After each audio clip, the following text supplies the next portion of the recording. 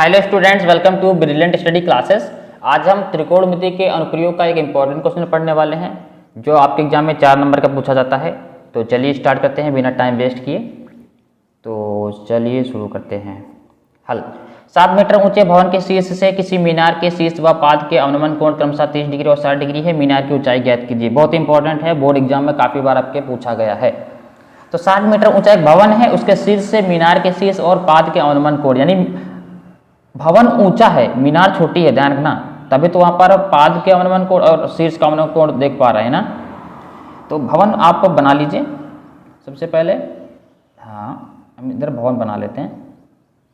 ये रहा आपका क्या चीज़, भवन, जो कितने मीटर ऊंचा है, 60 मीटर। कितना है, 7 मीटर ऊंचा आपका भवन है। और मीनार तो भाई उससे छोटी ही होगी, जाहिर सी बात है। ये क्या है, मीनार है, मान लिया है ना। और मीनार की ऊंचाई निकालना है तो मान लिया h है। क्या मान लिया, मीनार की ऊंचाई h है। इसको ऐसे मिला देंगे, है ना। अब देखो क्या कह रहा था कि 7 मीटर ऊंचे भवन के शीर्ष से, भवन के शीर्ष से, ये भवन का शीर्ष है, इस भवन के शीर्ष से मीनार के शीर्ष, यानी ये चीज,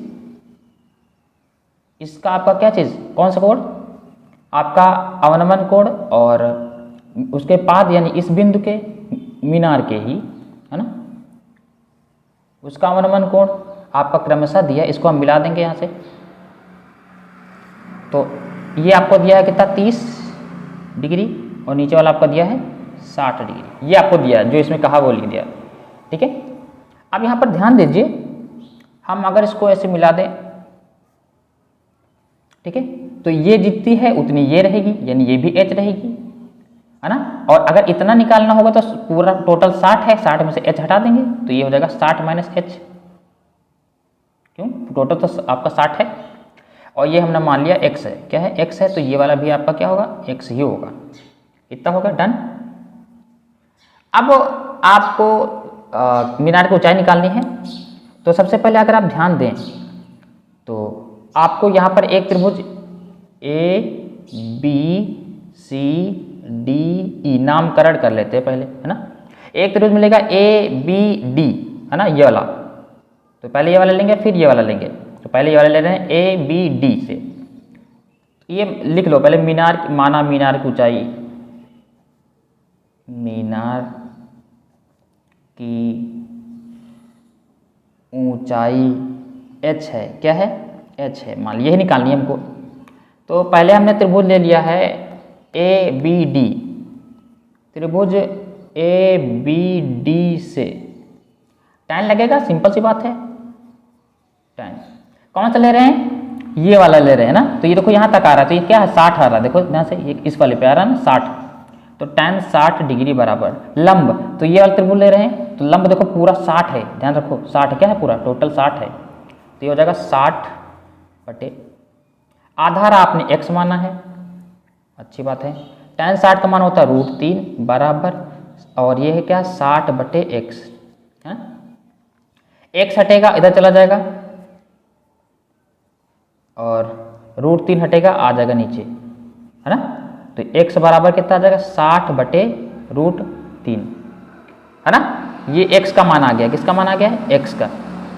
अब आपको दूसरा त्रिभुज ले लेना है। दूसरा त्रिभुज आपका क्या है, देखो ये वाला ECD, है ना। त्रिभुज ECD से लंब, ध्यान देखो ये इतना वाला, इतना, तो यहाँ पर लंब कितना, सिर्फ इतना ही तो होगा। ये कितना, 60 माइनस h, ध्यान रखना। tan पहले लिख लो, tan इसमें कौन सा आएगा, 30 आएगा, जाहिर सी बात है। कितना आएगा, 30। लंब कितना, 60 माइनस h। आधार आपका x ही है, आधार थोड़े ना चेंज हुआ है।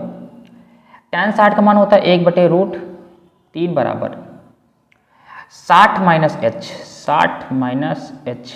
x का मान यहाँ से निकालो, कितना है, 60 √3, है ना। तो √3 आपका ऊपर चला जाएगा, तो ये हो जाएगा आपका 1 बटे √3 बराबर √3, और ऊपर आपका 60 माइनस h, और नीचे आपका ये क्या है, 60 है, ये है ना।